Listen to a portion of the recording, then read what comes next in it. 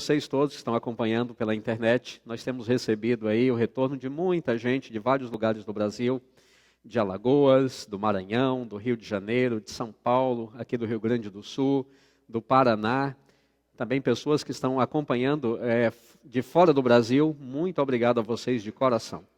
Eu queria pedir um favor a você que está participando hoje, que está aí acompanhando pela internet, no Facebook ou no YouTube, por favor, interaja aí conosco. Envie aí uma mensagem dizendo de onde você está assistindo, de que cidade, de que estado, se você é adventista do sétimo dia ou não. Nós gostaríamos de ter esse feedback, de saber quem é você, aonde você está, para que nós possamos orar por vocês também. No dia 6 de junho de 1944, houve o que é chamado de a maior invasão de todos os tempos. Estava ocorrendo a Guerra Mundial, a Segunda Guerra Mundial. Os alemães estavam dominando toda a Europa. E os aliados, principalmente liderados pelos Estados Unidos, estavam ali para defender a Inglaterra. Hitler havia conquistado a Europa toda, menos a Inglaterra. E ele tentou de todas as formas vencer a Inglaterra e dominar todo o continente, mas ele não havia conseguido. Finalmente, quando os Estados Unidos entraram na guerra, vieram em socorro da Inglaterra, e agora os aliados tinham se concentrado e planejado uma invasão da parte continental da Europa. E durante um ano, essa invasão foi planejada, e finalmente ela entrou em vigor na madrugada, durante a noite do dia 6 de junho de 1944. Quando as tropas chegaram no litoral da França, na região chamada Normandia, o dia já estava amanhecendo. Era cerca de 6:30 da manhã. Naquela invasão, foram desembarcados naquele dia e nos dias que se seguiram, até o dia 24 de julho de 1944, 1.332.000 soldados entraram na Europa continental, além de muito armamento, e veículos e tudo que era necessário para continuar com a guerra ali no continente. Houve muitos mortos e feridos. São contabilizados até o dia 24 de junho também, 113.059 alemães feridos ou mortos. E dos aliados, as baixas ainda foram maiores. 120.000 pessoas, 120.000 soldados, ou feridos ou mortos, durante então a invasão da Europa. Mas como resultado disso, coisas também boas ocorreram. Em agosto, no dia 25 de agosto, a cidade de Paris foi libertada. Desde o início da guerra, que a França estava sob domínio alemão, e finalmente, em agosto de 44, os aliados desfilaram ali pela Champs-Élysées, passaram pelo Arco do Triunfo, e a França, Paris, estava então livre do poder nazista. E finalmente, algum tempo depois, no ano seguinte, em 8 de maio de 1945, foi assinado então o tratado que deu fim à Segunda Guerra Mundial. Neste dia, 8 de maio de 1945, a guerra tinha terminado na Europa. Houve comemoração no mundo inteiro. 7 anos de guerra, milhares de mortos, destruição. A Europa tinha se tornado um território arrasado pela violência da guerra, pelos bombardeios, pelas doenças que se seguiram, pela fome. Milhares e milhares perderam a vida. Mas finalmente, no dia 8 de maio, a guerra tinha terminado. Podemos dizer que a invasão da Normandia, o dia D, como ficou chamado, 6 de junho de 1944, foi bem sucedido. O plano foi bem sucedido. E finalmente a guerra tinha terminado na Europa. A Bíblia fala de uma outra invasão. A Bíblia fala de uma outra invasão que foi feita, quando alguém invade o território inimigo. Finalmente chegou o momento em que Deus iria invadir o território do inimigo.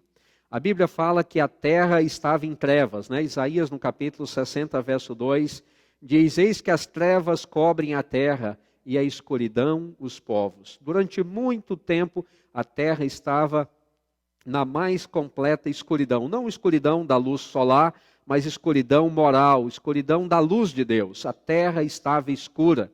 E finalmente tinha chegado o momento de Deus invadir o planeta, de Deus invadir o nosso planeta. Deus tinha um plano de invasão também.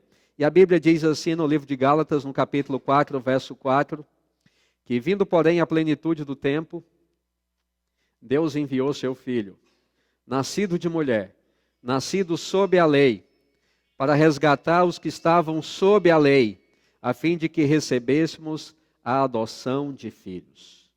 Deus também tinha um plano, e na data certa, na data prevista, a Bíblia chama de, finalmente, quando tinha chegado a plenitude do tempo, então Deus enviou o seu Filho, Deus veio à terra, Deus visitou a terra, para trazer então a luz que iria iluminar o mundo. Jesus havia dito, como nós vimos ontem, que o príncipe deste mundo já está julgado e que ele será finalmente expulso. Mas durante muito tempo a terra esteve nas mãos do inimigo. Ele literalmente segurava a terra nas mãos. Ele dominou tudo que havia na terra. Dominou as pessoas, dominou os elementos da natureza, dominou tudo que Deus havia criado, havia dado o homem para ser o dominador da terra, mas o homem transferiu isso para o poder do inimigo. E agora o inimigo, durante muito tempo, teve todo o planeta nas mãos dele. Mas finalmente, Deus iria invadir o território do inimigo. Deus iria penetrar no território do inimigo. E Deus fez isso com o nascimento de Jesus. Durante muito tempo, Deus esteve observando tudo, mas agora chegou o momento em que Jesus deveria vir. Veja como foi o plano de invasão de Deus, como Deus invadiu o plano do inimigo, o território do inimigo. No livro de João, Evangelho de João, capítulo 1, nos versos 1, 14 e 18, narra aí como Deus fez isto. Começa primeiro apresentando Jesus. Diz assim: no princípio era o Verbo. E o Verbo estava com Deus, e o Verbo era Deus. E o Verbo se fez carne e habitou entre nós, cheio de graça e de verdade, e vimos a sua glória, glória como do unigênito do Pai. Ninguém jamais viu a Deus. O Deus unigênito que está no seio do Pai é quem o revelou. Então, nesse texto, nós aprendemos pelo menos 4 fatos sobre Jesus. O primeiro, a Bíblia diz que Jesus é Deus. Jesus é Deus. Mas como Jesus pode ser Deus se nós temos Deus? Então a Bíblia fala que nós temos Deus o Pai, temos Deus o Filho e temos Deus o Espírito Santo. A gente vai estudar um pouquinho sobre Jesus hoje e um pouco sobre o Espírito Santo também amanhã. Mas a Bíblia fala então que Jesus é Deus, da mesma substância do Pai, igual ao Pai em todas as características. Jesus também é preexistente, Jesus já existia antes de ter nascido aqui na terra. A Bíblia também afirma que Jesus é eterno e que Jesus tornou-se um ser físico. Pela primeira vez, o Deus que é espiritual veio à terra como um ser físico. Deus é tão santo, Deus é tão grande, Deus é tão poderoso, que a presença dele termina exterminando tudo que é mal ao redor dele. O pecado não resiste à presença de Deus. O lugar onde Deus está, o pecado não resiste. Se Deus tivesse vindo pessoalmente, como Deus ao planeta Terra, o planeta seria automaticamente destruído, porque não suportaria a presença de Deus. Morreriam todas as pessoas e o planeta seria desintegrado por causa do pecado neste planeta. Então a maneira de Deus visitar o planeta Terra foi tornando-se um habitante do planeta. Deus escondeu a sua glória, Deus escondeu o seu poder, tornando-se alguém comum de nós. Veja como isso ocorreu. A Bíblia, 700 anos antes do nascimento de Jesus, já previu que Deus visitaria o planeta. E Deus faria isto. O plano de invasão de Deus se daria exatamente como ocorreu. Deus viria como uma criança. Veja os textos do profeta Isaías, no capítulo 7, verso 14, diz: portanto, o Senhor mesmo vos dará um sinal. Eis que a virgem conceberá e dará à luz a um filho, e lhe chamará Emanuel. É a previsão do profeta Isaías, 700 anos antes do nascimento de Jesus.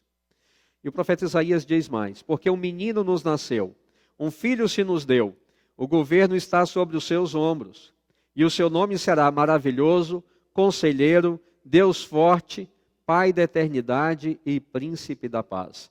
Isaías 9, verso 6. Essas profecias foram dadas pelo profeta Isaías, Deus falando pelo profeta Isaías, 700 anos antes de Jesus nascer. Durante muito tempo, as pessoas que eram fiéis a Deus estiveram esperando pelo nascimento do Filho de Deus.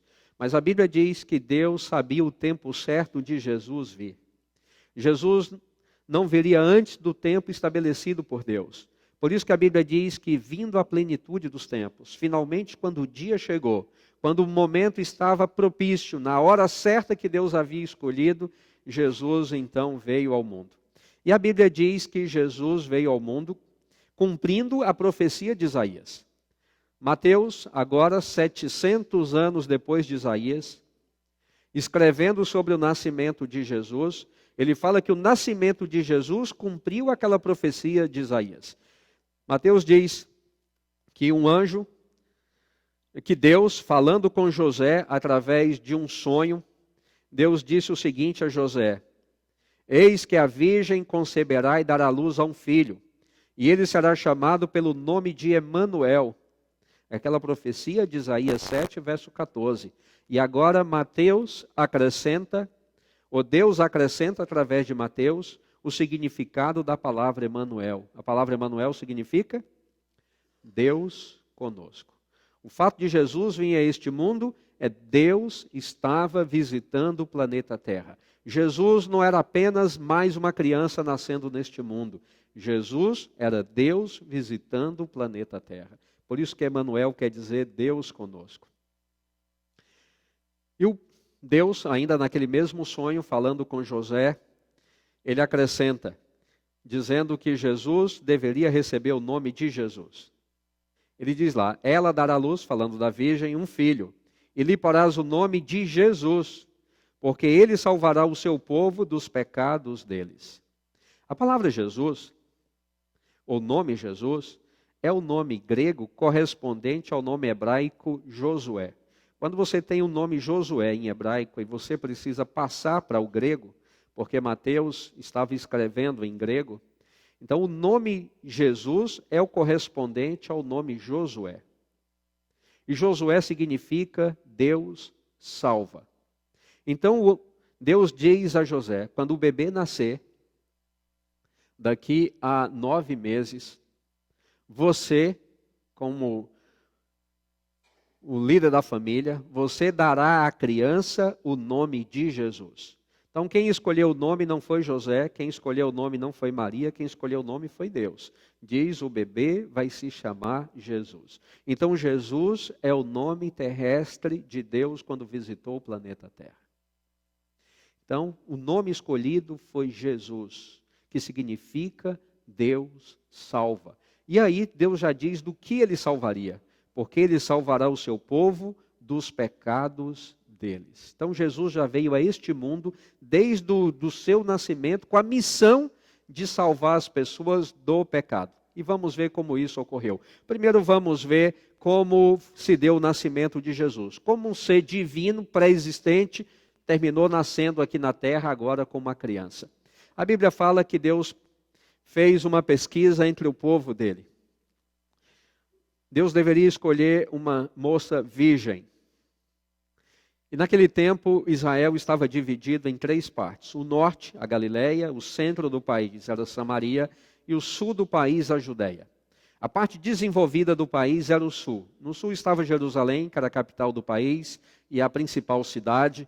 O sul havia toda uma economia muito mais forte. A Galileia era uma região bem distante. Era o norte do país. Lá eram as cidades mais simples, lugar mais pobre, lugar mais humilde. Tudo que ocorria no país ocorria na parte sul, na Judéia. Principalmente em Jerusalém, que era a capital do país. Em Jerusalém estava o templo, que havia sido construído centenas de anos antes.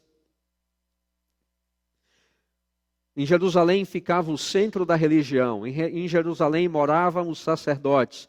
Em Jerusalém estava a elite religiosa do país. Estava lá também a elite econômica do país. Então você imagina, você vai dá o seu filho uma espécie de adoção para alguém. E você pode escolher quem vai ser a família que vai receber o seu filho. A gente olharia muitas coisas, né, para isso. A gente olharia a índole da família. É uma boa família? Não é isso? A gente olharia a condição econômica da família. Tem condição de cuidar de uma criança, educar uma criança e tem ali a possibilidade de dar uma vida confortável à criança. Depois a criança vai ter oportunidades, vai poder ir numa escola, né? Numa boa escola.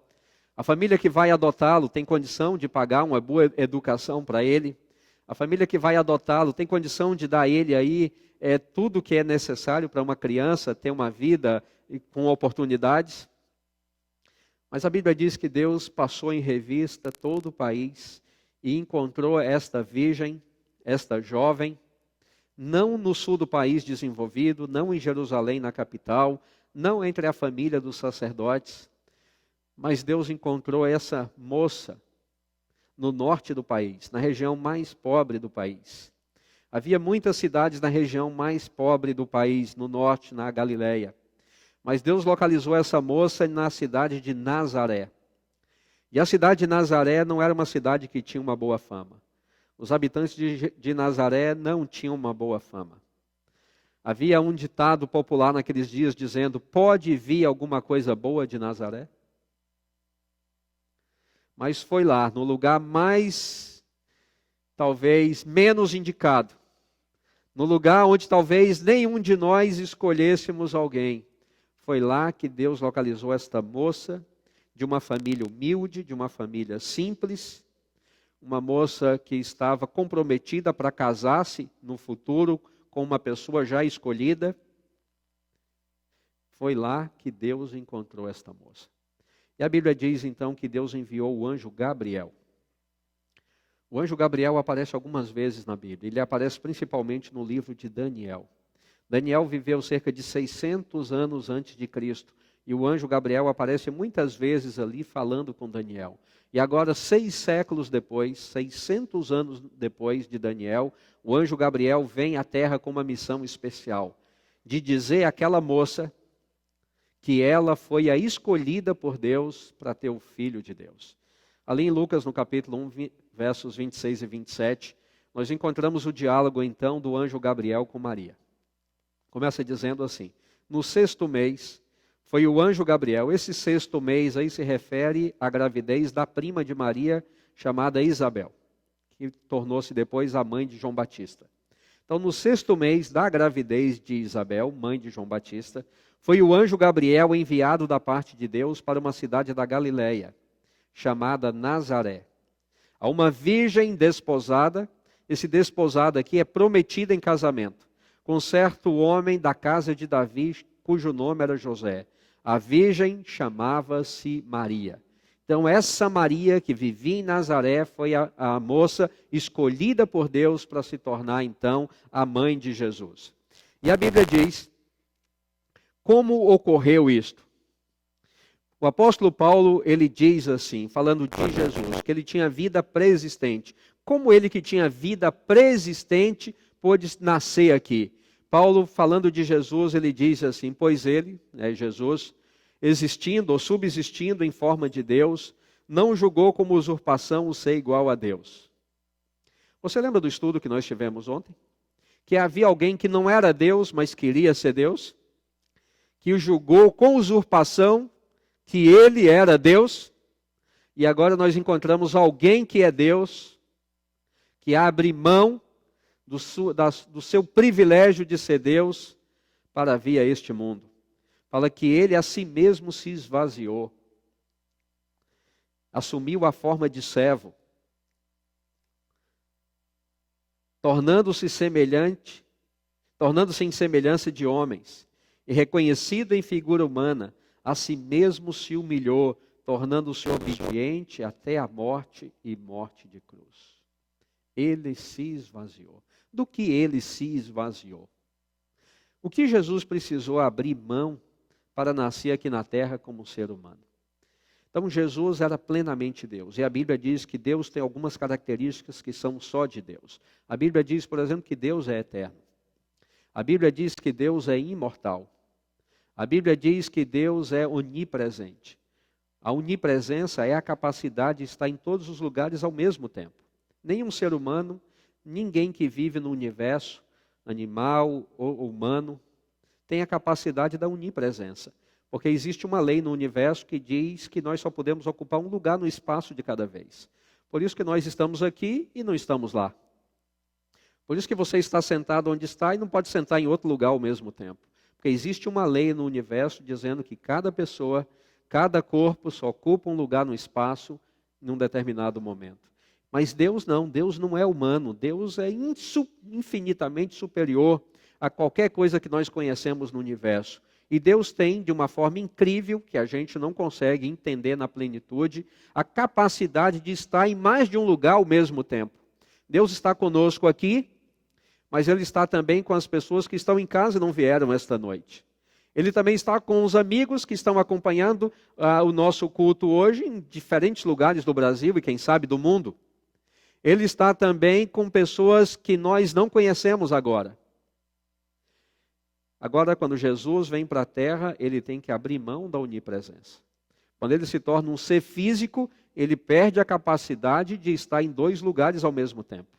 Quando ele estava em Nazaré, ele estava só em Nazaré. Quando ele estava em Cafarnaum, ele estava só em Cafarnaum. Ele não conseguia estar em Cafarnaum e em Jerusalém ao mesmo tempo. Ou ele estava em Cafarnaum, ou ele estava em Jerusalém. Mas em Jerusalém e Cafarnaum ao mesmo tempo, ele não conseguia estar. Então Jesus abriu mão da onipresença. E várias outras coisas Jesus abre mão, ele esvazia-se. Na verdade, o texto diz, a gente vai ver no próximo texto, agora no diálogo do anjo Gabriel com Maria, que Jesus, ele é reduzido a uma única célula. A uma única célula, ele é reduzido a uma única célula. O Deus Todo-Poderoso, o Pai, o Filho, no mesmo tamanho. Então, este que se tornou filho a partir do nascimento dele aqui na terra, a Bíblia diz que ele se esvaziou de tal maneira que ele foi comprimido até tornar-se uma única célula.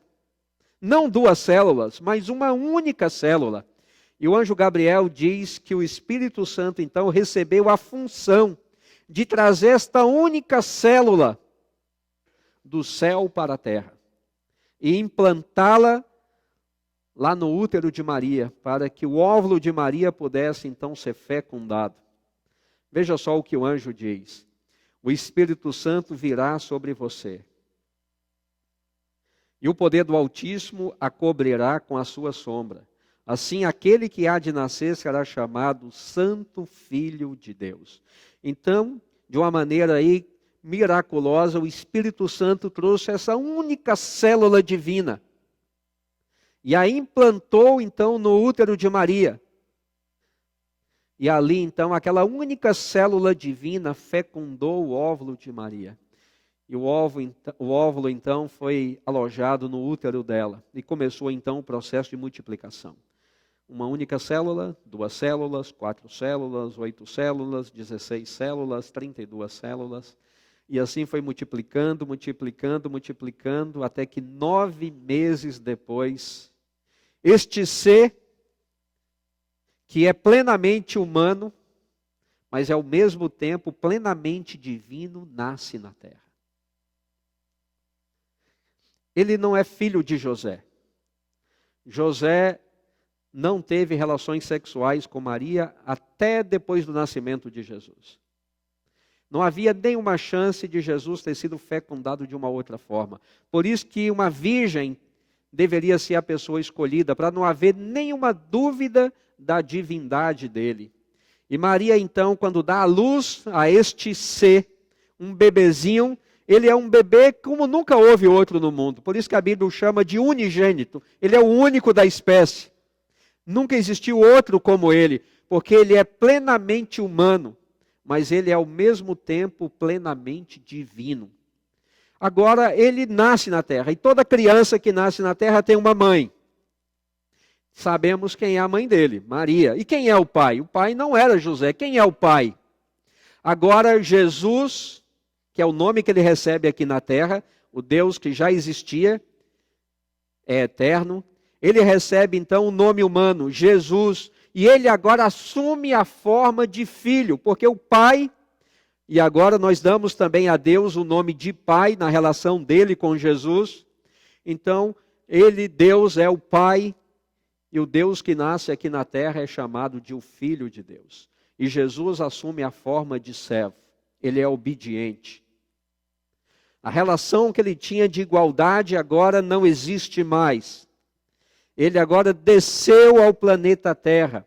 Ele foi diminuído de certa maneira na plenitude de sua divindade. Agora ele é submisso ao Deus do céu. Então Deus recebe o nome de Pai a partir deste momento e ele recebe o nome de Filho. E a Bíblia diz que ele vem para viver uma vida de obediência. Lembra do texto que nós lemos há pouco de Filipenses? Diz que ele se esvaziou assumindo a forma de servo, tornando-se em semelhança de homens e reconhecido em figura humana, a si mesmo se humilhou, tornando-se obediente. Agora ele e o Pai já não estão mais na mesma altura. Existe agora uma hierarquia. E Jesus assume a forma de servo. E ele agora obedece ao Pai. E a Bíblia diz que ele foi obediente até a morte e morte na cruz.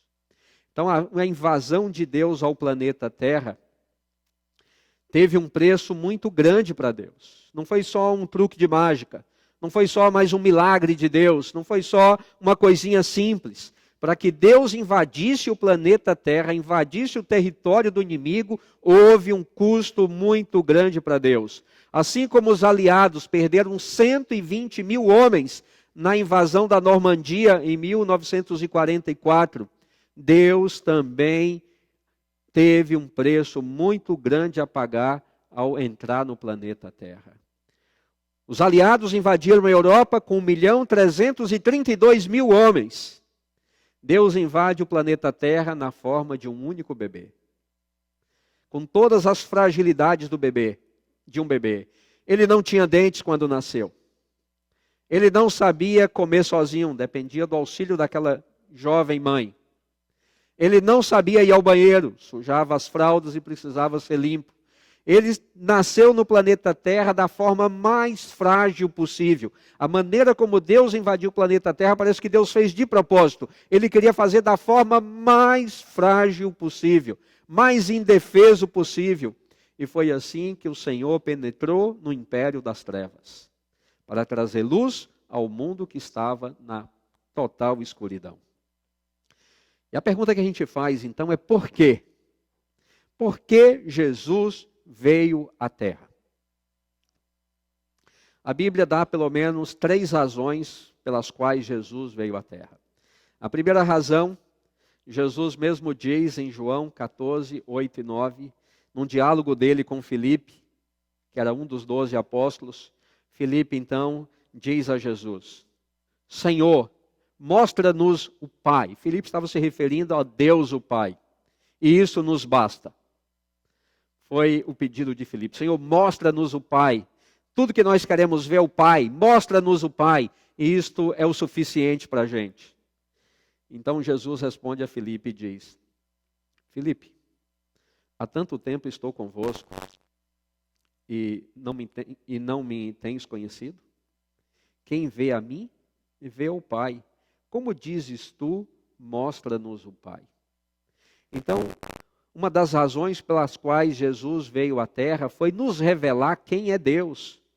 Durante muito tempo, as pessoas criaram tantas coisas a respeito de Deus, que a imagem de Deus tinha sido deturpada. As pessoas diziam, Deus é mau. Os judeus diziam, Deus é cruel. Deus é um juiz severo. Eles representavam a Deus como um juiz com a vara na mão. Qualquer erro que você faz, qualquer pecado mais simples que você comete, Deus está pronto para lhe castigar. Então todo pobre, eles diziam, que há na terra é porque é um pecador e Deus está castigando. Se ele merece o castigo de Deus, então não merece a nossa misericórdia. E a gente não olha para os pobres. Todo enfermo, não importa qual é a doença, toda doença é fruto do castigo de Deus. Se você está doente, é porque Deus está lhe castigando. E se Deus está lhe castigando, é porque você merece. Você fez alguma coisa que merece o castigo de Deus. Então, você não merece a nossa misericórdia nem a nossa bondade. Porque se Deus acha que você merece a doença, quem somos nós para dizer que você merece a cura? Então, todo tipo de sofrimento, todo tipo de dor, todo tipo de privação, de pobreza, eles diziam, é fruto da justiça de Deus. Então, Deus era temido demais. Deus não era amado, Deus era temido. Os judeus, eles tinham um cuidado muito grande com qualquer coisinha que faziam com medo do castigo de Deus. Por exemplo, na hora de comer, eles tinham o hábito de se lavarem cuidadosamente. Eles lavavam bem as mãos até o cotovelo, lavavam bem as mãos, lavavam bem a boca antes de comer. Depois, mesmo que os pratos e os copos e os talheres estivessem limpos, eles lavavam tudo novamente na hora de comer. E finalmente colocavam a comida no prato e comiam com muito medo. Medo de comer algum animalzinho invisível aos olhos humanos, um pequeno micróbio, um inseto muito pequeno, algum micróbio alojado na mão. E assim está transgredindo o que Deus havia dito em Levíticos capítulo 11, o que se pode e o que não se pode comer. Vá que sem querer você coma alguma coisa, que Deus vai lhe trazer um castigo muito grande depois. Eles viviam assombrados. O melhor momento era o momento de dormir. Porque era o único momento em que você não corria o risco de ser castigado por Deus. O pior dia da semana era o sábado. Porque era o dia sagrado. E se tem uma coisa que você pode transgredir, é o sagrado. Então o sábado era o dia de medo. Quando o sábado chegava, era o dia de medo. O sábado era temido. E finalmente, quando chegava o domingo, era o dia da paz. Sobrevivemos mais uma semana. Mais um sábado terminou. O que deveria ser um deleite, um descanso, um encontro com Deus, se tornava um dia de medo. Então esta era a imagem de Deus. Deus castiga. Deus maltrata. Deus é um juízo severo. Deus olha os mínimos detalhes. E agora Jesus vem e ele cura as pessoas. Um leproso, que era considerado o pior dos pecadores, aparece a Jesus e a Bíblia diz que Jesus toca nele e o cura. Jesus cura os cegos, Jesus cura as pessoas com deficiência física, Jesus alivia o sofrimento de todos, Ele é bondoso, Ele é acessível, as crianças podem se aproximar dEle. As mulheres, naquela sociedade ali totalmente patriarcal, em que as mulheres não têm nenhuma oportunidade, elas são bem-vindas na presença dele. E as pessoas que são os párias da sociedade, é lá que você vai encontrar Jesus com eles. Em vez de encontrar Jesus na casa do sacerdote, você encontra Jesus na companhia de pessoas que não eram muito recomendáveis. Muitas vezes, em lugar de encontrar Jesus na sinagoga, você encontrava Jesus no meio do mercado. Nada em Jesus lembrava o Deus pavoroso que as pessoas tinham construído na imaginação delas. Então Jesus veio para dizer quem Deus é. Ele disse para Filipe, olha para mim, olha para mim. Porque quem me vê, vê o Pai. Eu e Deus somos iguais. Os mesmos sentimentos que há em Deus, há em mim. E ele diz, as palavras que eu digo são as palavras de Deus. O que eu faço é o que Deus faz. Então Jesus veio nos revelar que Deus é acessível, que Deus é bondoso, que Deus é misericordioso, que Deus é amigo, que Deus está sempre perto para ajudar. O que você vê no rosto de Deus nunca é uma carranca, mas sempre um sorriso afável, amigável. Deus está sempre pronto a lhe abraçar, nunca a lhe castigar. Deus está sempre aproximando e nunca chutando. Então Jesus veio para restaurar a imagem de Deus.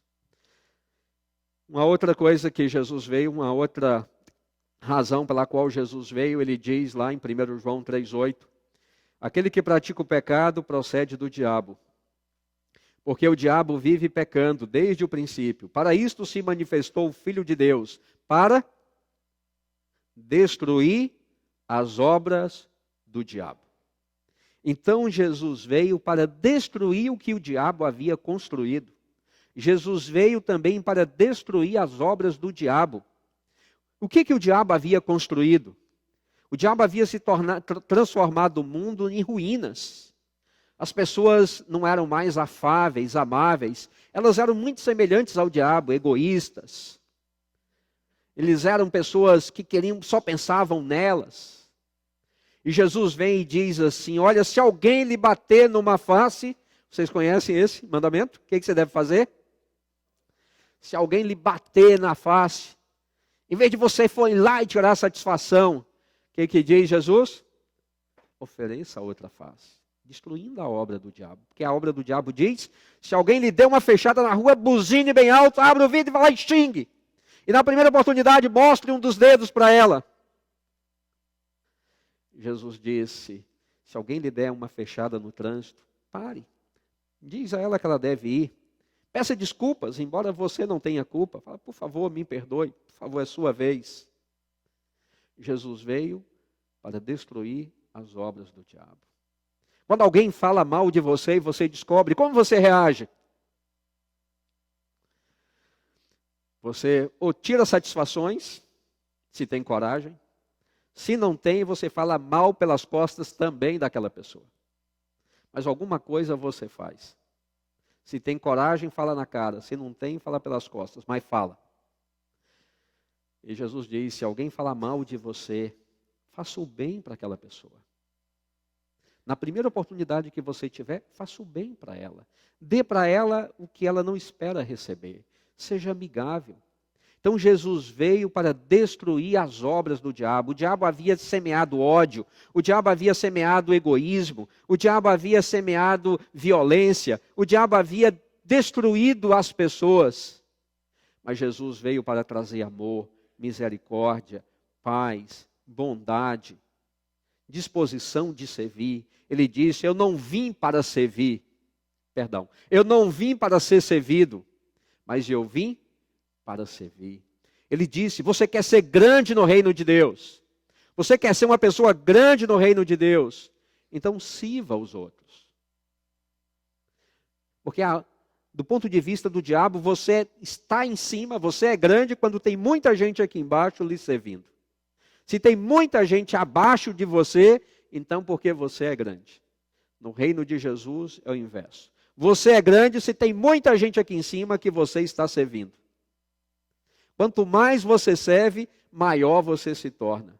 Então Jesus veio para destruir as obras do diabo. Tudo que o diabo havia construído, Jesus veio para destruir. E para construir novamente as obras de Deus neste planeta. E a terceira razão pela qual Jesus veio, ele disse que ele veio para... O Filho veio, né? Ele veio porque o Filho do Homem veio para buscar e salvar o perdido. Buscar e salvar o perdido. Então, Jesus veio por três razões. Primeiro, para revelar de fato quem era Deus. Jesus veio para destruir as obras do diabo. E Jesus veio para buscar e salvar o perdido. Sobre buscar e salvar o perdido, deixa-me falar um pouquinho. Ontem nós vimos que uma das principais consequências do pecado foi a morte. Lá em Romanos capítulo 5, verso 1 diz, portanto, assim como por um só homem entrou o pecado no mundo, e pelo pecado a morte, assim também a morte passou a todos os homens, porque todos pecaram. Então todos morrem porque todos pecaram. Todos. O pecado atingiu indistintamente todo mundo. Os animais morrem por causa do pecado, embora os animais não cometam pecados, porque eles não sabem a diferença entre certo e errado. Mas por causa do pecado que há no mundo, os animais morrem. As plantas morrem por causa do pecado. As pessoas morrem por causa do pecado. Toda destruição, tudo que é mal, todo tipo de morte veio por causa do pecado. Então todos nós estamos condenados à morte. A Bíblia diz, né, que o salário do pecado é a morte. Então essa é a condenação a que todos nós estamos condenados. Você vai morrer. não sei se isso é uma boa notícia para você, mas infelizmente eu tenho que lhe dar. Você vai morrer. Por quê? Porque você é um pecador. Não importa que idade você tenha. Você pode ser uma criança aí, você pode ser um jovem, você pode ser um garoto da minha idade, você pode ser uma pessoa com um pouco mais idade do que eu, mas você vai morrer. Em algum momento você vai morrer, porque o salário do pecado é a morte. Mas a Bíblia diz que Jesus veio salvar, buscar e salvar o que estava perdido. E todos nós estávamos perdidos. Lá no Antigo Testamento, lá no Éden, quando começou, Deus já tinha mostrado que Deus tinha um plano de salvação. E esse plano de salvação tinha morte nele. Porque o salário do pecado é a morte. Deus é um Deus justo. Deus não tem como passar a mão na cabeça e dizer, você pecou, mas vamos esquecer o seu pecado. Faz de conta que você não pecou, fica do lado de cá. Deus não faz isso, porque Deus é justo. E como todos nós pecamos, todos nós estamos condenados à morte. E lá no passado, muito no passado, Deus criou um plano. Muito antes de qualquer coisa, Deus criou um plano para a salvação dos pecadores. E esse plano exigia a morte de um inocente no lugar de um pecador. Você pecou? Pegar o Rafa ali, meu amigo Rafael ali. Posso pegar você como exemplo, Rafa? O Rafa, então, pecou. Cometeu um pecado qualquer. Então, está condenado à morte. Como ele podia solucionar o problema dele? Deus disse, você tem que escolher um inocente que morra no seu lugar. Mas quem é o inocente que vai morrer no lugar dele? Todo mundo que ele olha em volta também é pecador. Aonde está o inocente? Não havia nenhum inocente para morrer por ele. E Deus disse, então pegue um cordeirinho. Cordeirinho é um filhote de ovelha, né? Você deve pegar um cordeirinho. E esse cordeirinho tem que ter algumas características. Primeiro, ele não pode ter nenhuma mancha. Se ele é branco, então todo branco. Se ele é preto, então todo preto. Mas ele não pode ser branco e preto. Ele não pode ter nenhum defeito físico. Ele não pode ser cego, ele não pode ser aleijado. Ele não pode ter aí nenhuma deficiência. Ele tem que ser um cordeirinho perfeito. E você deve trazer esse cordeirinho ao que seria hoje o correspondente da igreja. Lá tinha a área do templo.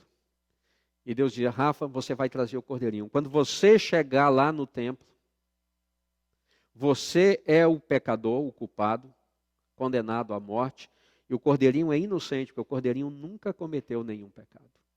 Então vamos imaginar que eu fosse o sacerdote. Então o Rafael chegaria com o cordeirinho e iria me dizer, olha, eu pequei, tenho consciência do meu pecado e eu trouxe o cordeirinho. E eu daria a ele então uma faca bem grande e diria em que lugar ele deveria ir. E ali, naquele lugar, o Rafael deveria colocar a mão dele na cabeça do cordeirinho.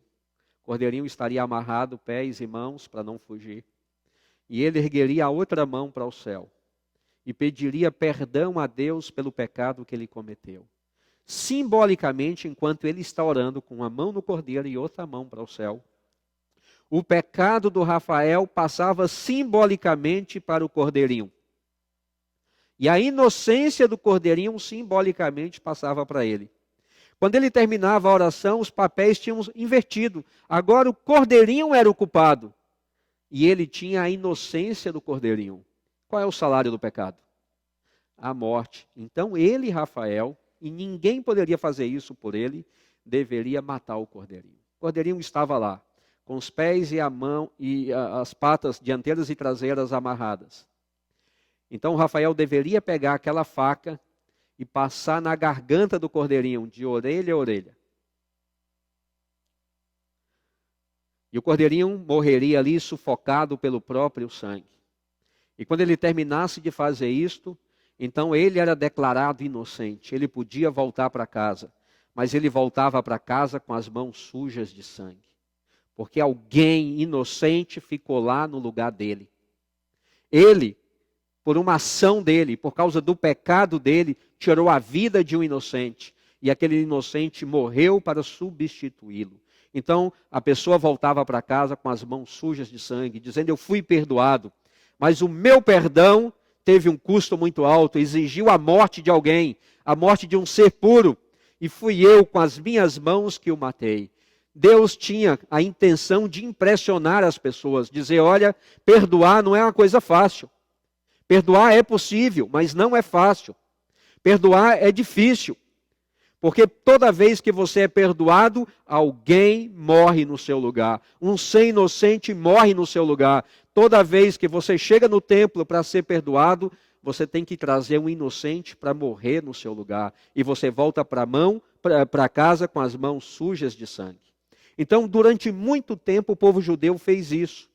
Mas aquele cordeiro não tirava de fato o pecado das pessoas. Tudo aquilo era só um símbolo, porque o cordeirinho prefigurava o que Jesus iria fazer no futuro. E Jesus, quando veio, ele foi reconhecido como o Cordeiro de Deus. Veja o que João Batista disse de Jesus. Diz que no dia seguinte, João, que é João Batista, viu a Jesus, que vinha para ele, e disse, eis o Cordeiro de Deus, que tira o pecado do mundo. João 1, 29. Eis o Cordeiro de Deus que tira o pecado do mundo. Aquele era o verdadeiro Cordeiro de Deus. Então, quando Jesus veio, ele veio sabendo, desde o primeiro dia, quando ele teve consciência das coisas, de que ele terminaria morrendo em Jerusalém, no lugar do Cordeiro. Ele era o Cordeiro de Deus que iria tirar o pecado do mundo. E a Bíblia diz que Deus amou o mundo de tal maneira que deu o que ele tinha de mais precioso, o seu Filho único, unigênito, único da espécie, para que todo que nele crê não pereça, mas tenha a vida eterna. Então Deus está afirmando que Jesus foi enviado como um presente de Deus à humanidade. Deus oferece o Cordeiro à humanidade. Deus oferece o Cordeiro a você e a mim e a qualquer pessoa neste mundo. Nós recebemos de Deus o Cordeiro. E o Cordeiro então tem que morrer, porque se o Cordeiro não morrer, nós não podemos ser perdoados. E assim, Jesus, naquele dia, quando ele morreu lá na cruz do Calvário, crucificado, ele não estava morrendo por ele, porque ele é Deus, plenamente Deus, e Deus é imortal. Mas ele esvaziou-se, abriu a mão até mesmo da possibilidade da imortalidade. E ele então aceitou morrer como o Cordeiro de Deus. Ele foi sacrificado como o Cordeiro. Sobre Jesus estava a culpa de nosso pecado. Não só do Rafael e do meu, mas de nós todos que estamos aqui. Toda a culpa de nosso pecado foi colocada. Toda a culpa foi colocada sobre Jesus. Então Jesus, que nunca pecou, estava morrendo como o maior pecador que já pisou na terra. Porque eu sou responsável pelos meus pecados. Você é responsável pelos seus pecados. Mas Jesus, naquele dia, era o responsável pelos pecados da humanidade inteira. Então, naquele momento, ele era o maior pecador que já pisou na terra. E ele carregava a culpa da humanidade inteira. Mas assim como no simbolismo do cordeirinho, ao mesmo tempo em que alguém morria no seu lugar, você recebia a inocência dele. E Deus, então, quando você aceita Jesus como seu Salvador, porque Deus não força, Deus, diz lá o texto, Deus amou o mundo de tal maneira que deu o seu Filho unigênito para que todo aquele que nele crê. Então, nele crer é uma escolha pessoal que cada um faz. Então, o sacrifício de Jesus, embora tenha sido feito por todos, mas só se aplica àqueles que crerem nele. Então, ao mesmo tempo em que você transfere a sua culpa para Jesus, Jesus transfere a inocência dele para você.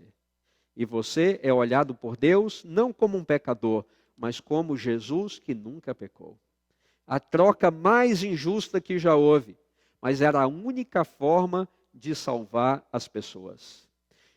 E a Bíblia diz no livro de Romanos 5,18, pois assim como por uma só ofensa veio o juízo sobre todos os homens para condenação, assim também por um só ato de justiça, que foi a morte de Jesus na cruz, a justiça de Deus estava se cumprindo. Veio a graça sobre todos os homens para a justificação que dá vida. Um único ato de justiça foi suficiente para pagar a culpa de todos os nossos pecados. E a Bíblia diz ainda, e estando nós mortos em nossos delitos, porque estávamos condenados, nos deu vida juntamente com Cristo, pela graça sois salvos. Pela bondade de Deus nós somos salvos. E o que nós precisamos fazer então para sermos salvos?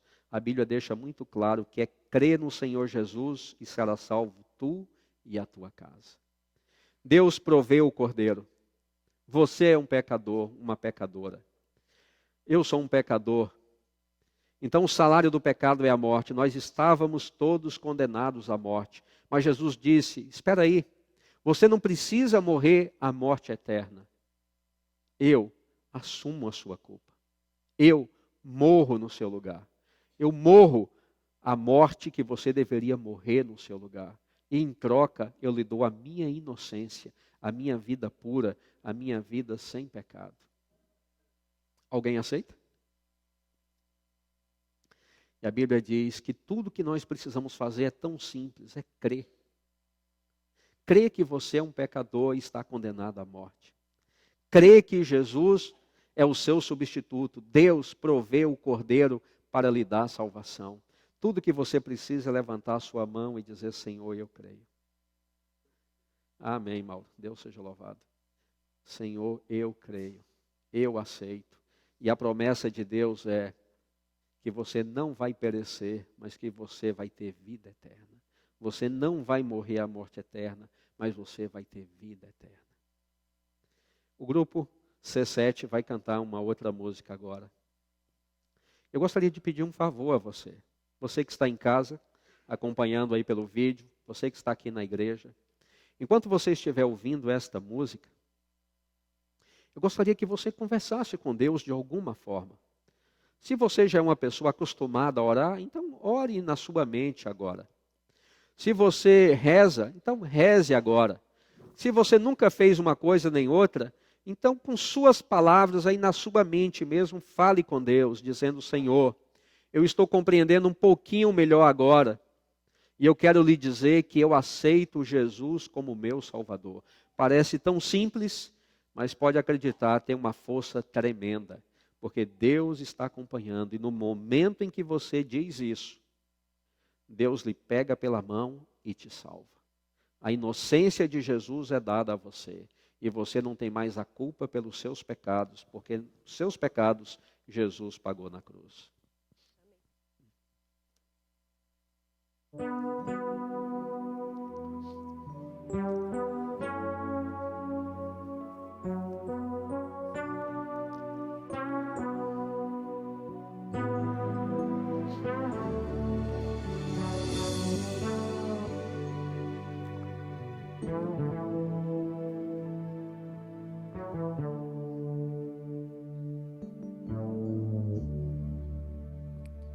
Senhor meu Deus, tenho lutado muito pra sobreviver, pois nessa vida tem barreiras pra valer.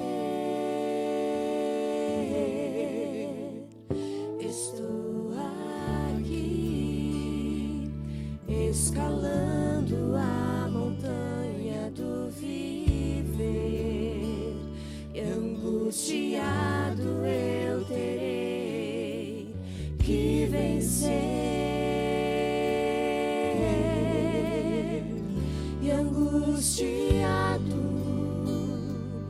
o meu coração se encontra na pior. Pai, me socorre, pois eu vivo aqui tão só. Preciso muito de tua paz aqui em mim. Agora eu sei que meus amigos não me podem ajudar, pois nessa vida meu tormento é singular. Só tu, Jesus, pode ser a vida transformar.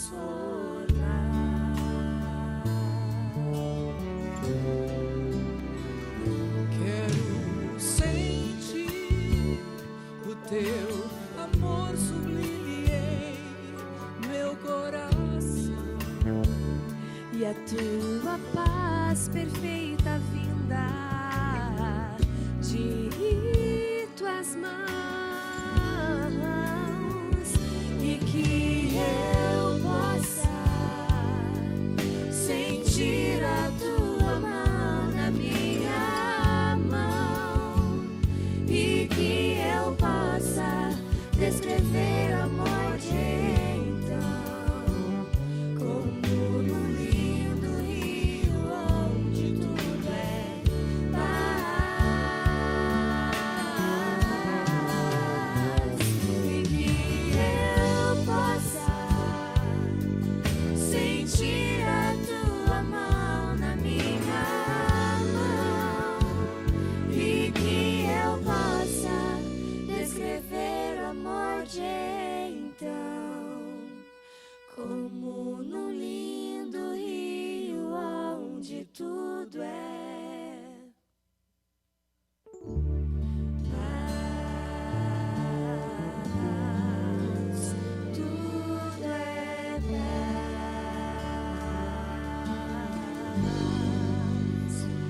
tudo é paz.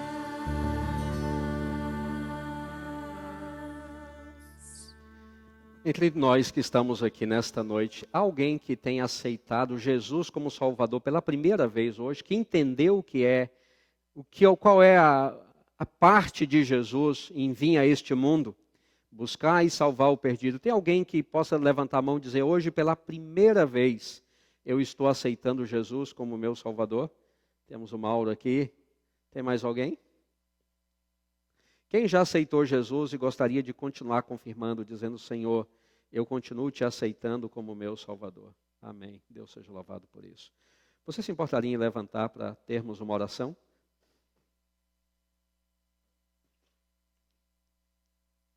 Querido Deus, muito obrigado porque o Senhor invadiu o planeta Terra, o território do inimigo, do príncipe deste mundo, como o Senhor o chama. E a invasão que o Senhor fez foi como um bebê, nascendo como um bebê, vivendo como um de nós, e finalmente dando a sua vida na cruz do Calvário, para que a nossa culpa pudesse ser perdoada. O Senhor morreu como nosso substituto, e ali o Senhor se tornou o nosso Salvador, porque não precisamos morrer a morte que deveríamos, a morte eterna. O Senhor assumiu a nossa culpa e morreu em nosso lugar. Mas muito mais do que ter simplesmente morrido, o Senhor também nos deu a tua vida de justiça. O Senhor nos deu a tua inocência. E agora, Senhor, nós vivemos nesta graça de ter sido perdoados e ao mesmo tempo termos sido justificados diante do Senhor. E nós aceitamos isso pela fé, pela nossa crença em Jesus. O Senhor diz, crê no Senhor Jesus Cristo e serás salvo tu e a tua casa. E nós estamos aqui, Senhor, crendo em Jesus para a nossa salvação, mas também para a salvação de nossa família. Que o Senhor possa nos abençoar de tal maneira que nós possamos viver felizes, sabendo que nós estamos salvos por Jesus. Senhor, muito obrigado em saber que o Senhor é um Deus de bondade, de misericórdia, de amor. O Senhor quer o nosso bem, não o nosso mal. O Senhor nos traz para perto e não tenta nos jogar para longe. Que bom saber que o Senhor é bondoso, misericordioso e cheio de compaixão. Por isso, ao irmos para casa nesta noite, nós vamos contentes de saber que em Jesus nós temos um Salvador. Muito obrigado por tudo, Pai querido. Nós agradecemos no nome sagrado de Jesus. Amém. Eu quero agradecer a você que acompanhou pela internet. Amanhã estaremos juntos aqui no mesmo horário. Amanhã eu vou falar sobre a salvação. O que é a salvação? Então é o nosso tema de amanhã. Você é nosso convidado para estar aqui conosco também. E obrigado a todos. Eu estarei ali à porta para me despedir de vocês.